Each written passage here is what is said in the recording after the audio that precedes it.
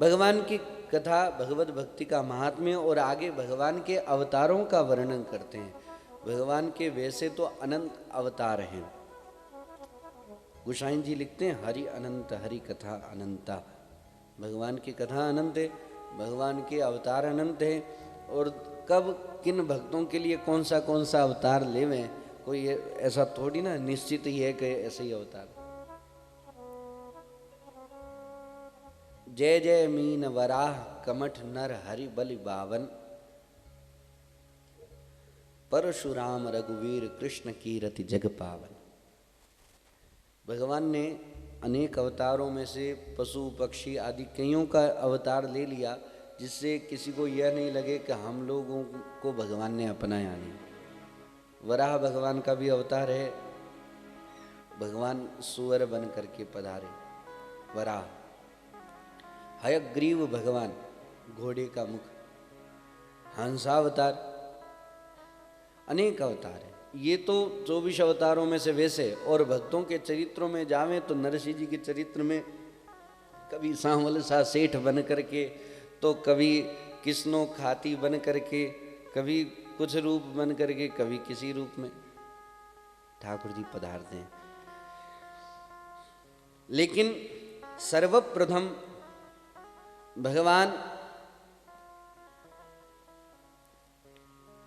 शेष सैया पर नारायण भगवान के रूप में विराजमान है। वही अवतारों का कोश है। जैसे जैसे जब जब भगवान संकल्प लेते हैं या आवश्यकता होती, वैसे भगवान अवतार लेते हैं।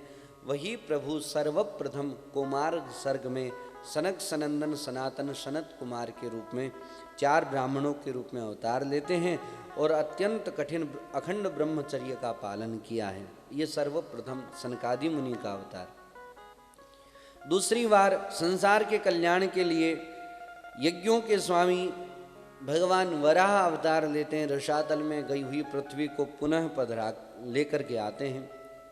ऋषियों की सृष्टि में नारद जी के रूप में देवर्षि नारद जी महाराज तीसरा अवतार भगवान का है। और इसमें नारद पांचरात्र का उपदेश करते हैं, प्रकट करते हैं। धर्म की पत्नी मूर्ति के गर्भ से नर नारायण के रूप में चौथा अवतार लिया। और इस अवतार में तो ऋषि बनकर इंद्रियों का सर्वथा संयम करके बहुत बड़ी कठिन तपस्या करी है और आज भी विराजमान है बद्री विशालापुरी क्षेत्र में बद्रीनाथ।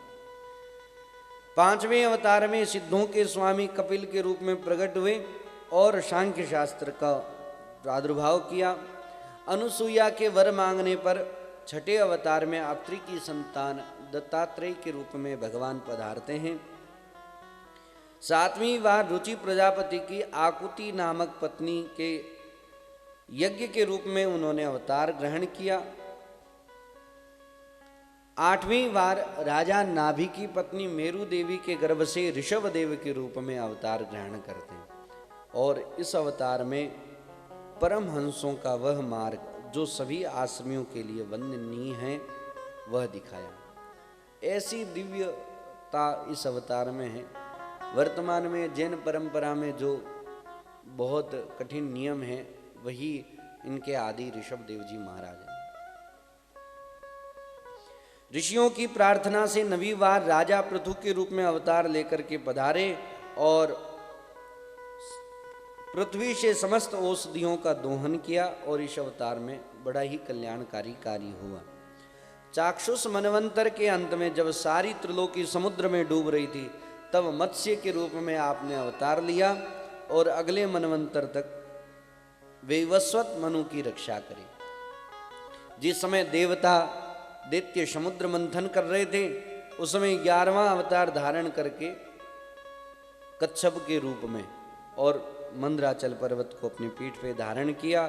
12वीं बार धनवंतरी भगवान प्रकट हुए अमृत का कलश लेकर के। और 13वीं बार मोहिनी रूप धारण करके दैत्यों को मोहित किया और देवताओं का कार्य किया। 14वें अवतार में नरसिंह रूप धारण करके अत्यंत बलवान हिरण्यकश्यपु का उद्धार किया है। 15वीं बार वामन रूप धारण करके दैत्यराज बलि के यज्ञ में पधारते हैं। इंद्र का गया हुआ साम्राज्य पुनः लेते हैं। 16वें अवतार में परशुराम भगवान पधारते हैं। राजा लोग ब्राह्मणों के द्रोही हो गए, संतों से द्वेष करने लगे, तो 21 बार पृथ्वी को क्षत्रियों से शून्य किया।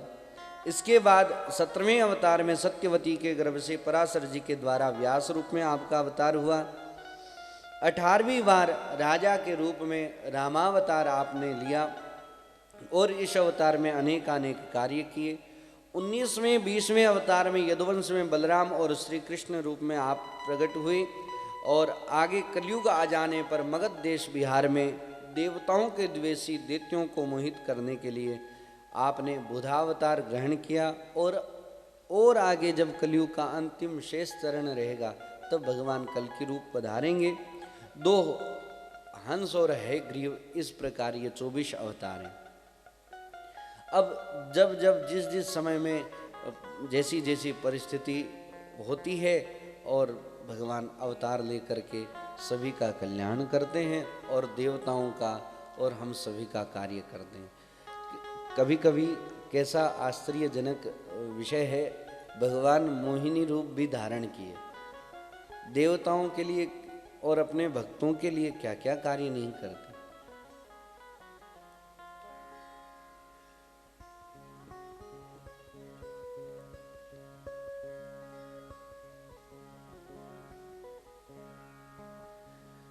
लीलावतारों की कथा श्रवण करा के आगे सोनकादि ऋषि प्रश्न पूछते हैं कि यह भगवान अवतार को हो गए, अब भगवान कृष्णावतार की कथा का प्रसंग आप हमें श्रवण कराइए।